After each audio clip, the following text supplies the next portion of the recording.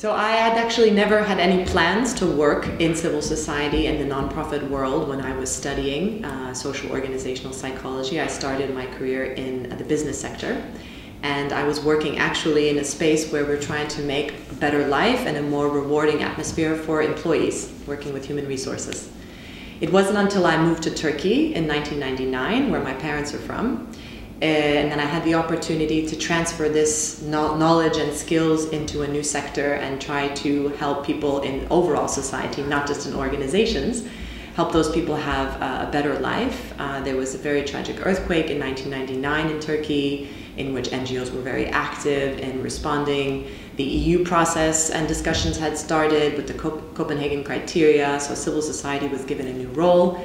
And I found myself engaged now in a new sector, and now looking back 15 years, it's been, I think, a very good decision. So I have this belief in constellations, that basically what we do is about creating an alignment between organizations and resources and communities to help social change happen. I think that this happens in three ways. Different communities and individuals and organizations bring their own assets, this could be financial or not, their own values, basically a pursuit for social justice and equality, and finally their own strategies. So this could be about youth, gender, or disability, or environment. So this, I think, for me is what really motivates me, is to see when all of these things come together. And are effective solutions for basically making people's lives better and making societies more cohesive.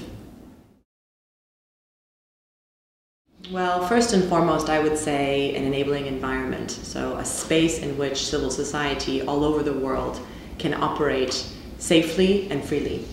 And as you probably know, there are many countries today, and increasingly so, in which the regulations and laws and frameworks are not necessarily allowing civil society to be as free to operate and express its voice. So I would say if we're not able to protect that civic space, we will not be able to see the vibrant contributions of civil society and voices.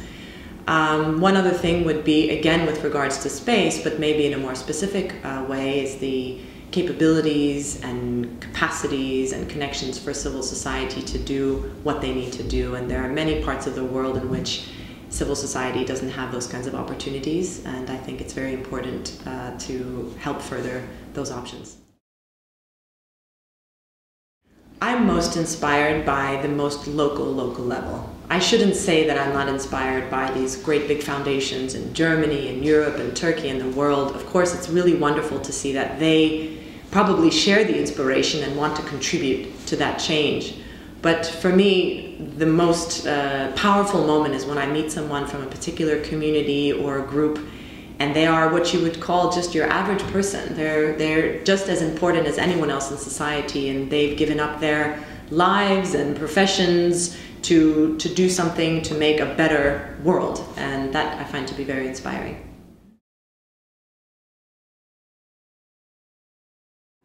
So this is a particularly prominent area of inspiration for me these days. When I first came to Germany and started meeting with the Turkish German leaders in civil society here of the new generation, so mainly between their 20s, 30s, 40s, some in their 50s, I could see that they have a very different vision for their future. And I think that this comes from their passion and connection to two very different cultures.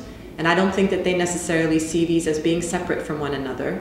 They see it being very integrated and very much part of a whole, and I can really connect with that because I'm Turkish American and I have also two cultures within me, neither one more than the other.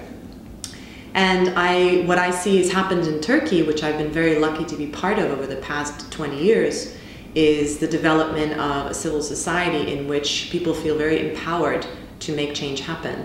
And I think what I see, what I'm hearing from the Turkish-German civic leaders is that they also have a very different idea of what that future would look like in Germany.